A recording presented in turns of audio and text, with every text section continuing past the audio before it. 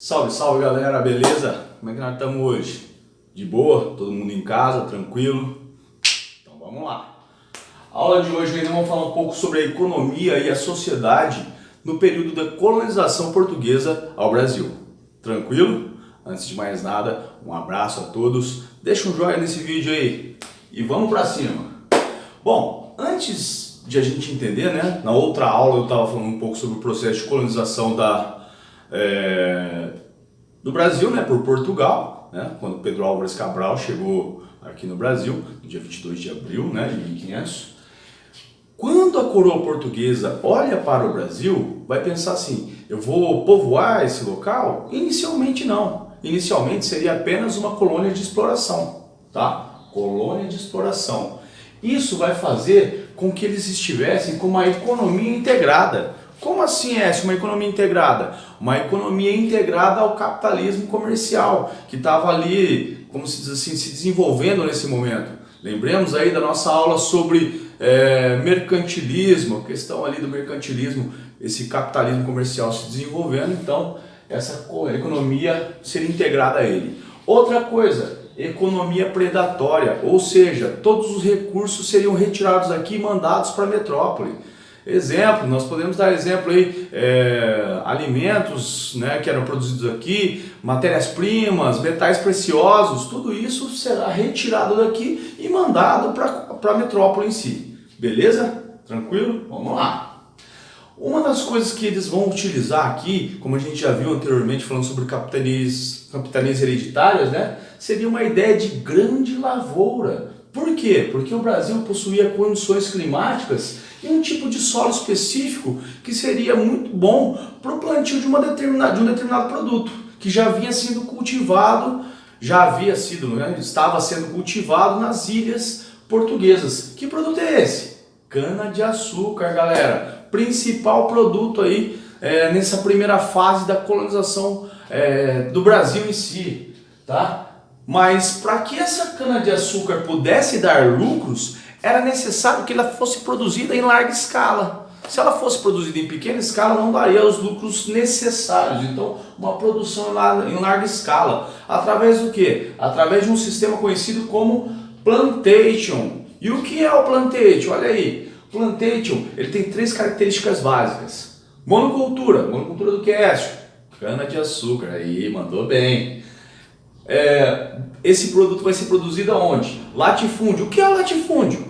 Uma grande porção de terra, uma grande área onde será produzido aí, produção em larga escala, lembra disso? Beleza. Mão de obra escrava. Nesse momento nós temos dois tipos de escravidão aí, a escravidão vermelha do indígena e a escravidão dos negros, né? Que estavam sendo trazidos da África para o Brasil. Beleza? Vamos lá. O apogeu dessa produção, séculos 16 e 17, onde o Brasil vai se transformar no maior produtor do mundo, tá bom? Aí você pergunta para mim, senhor, mas e aí? Eles fizeram isso, os portugueses sozinhos? Não, houve uma parceria, tá? Uma parceria econômica com os holandeses, tá? É muito importante que a gente entenda isso. Por quê?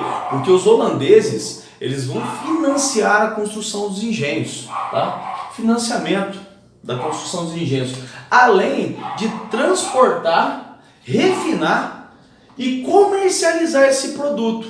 Detalhe importante, quem vai ficar com a maior parcela financeira desse produto serão os holandeses. Os portugueses não terão tanto assim lucro com isso.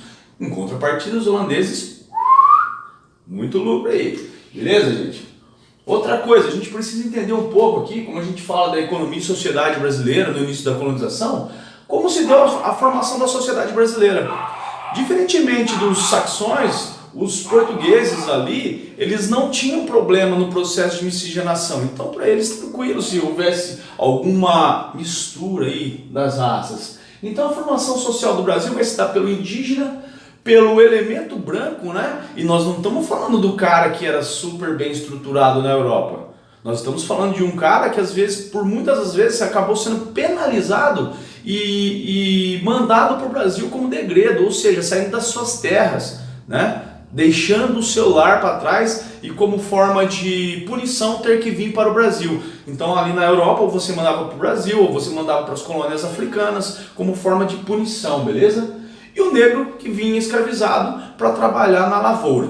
Tranquilo? Esses três elementos aí é que vão formar o que a gente conhece como sociedade brasileira. Mas isso é um tema de uma outra aula. Aí a gente aprofunda mais, beleza? Então vamos lá. Para que as coisas que começassem a funcionar, só a lavoura estava dando conta?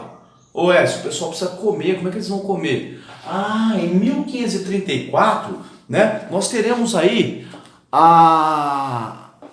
os primeiros gados, primeira leva, né, de bovinos para o Brasil, tá? E esses bovinos como se diz assim, serão utilizados, serão aproveitados como atividade complementar para fornecer alimento, força motriz, além de meio de transporte, beleza? Só uma título de curiosidade, quem trouxe essa galera aqui para o Brasil foi aí a Ana Pimentel, que era esposa e procuradora de Martim Afonso de Souza. Tranquilo? Então eles chegaram aí, os gados, o boi veio nesse processo aí em 1534. Outra coisa, lavoura de subsistência, muito importante, pessoal. Aqui, ó, vai ser estimulada pela metrópole, além de ser praticada pelos escravos, que vai fornecer alimento para esse pessoal, tá? Para que eles não morram de fome. Os principais produtos aí, mandioca, milho, feijão, culturas que já eram feitas pelos indígenas, que serão aproveitadas dentro desse processo, tá? Então essa foi uma breve aula aí, falando sobre essa economia e sociedade no período aí, no primeiro período da colonização portuguesa. Beleza, gente?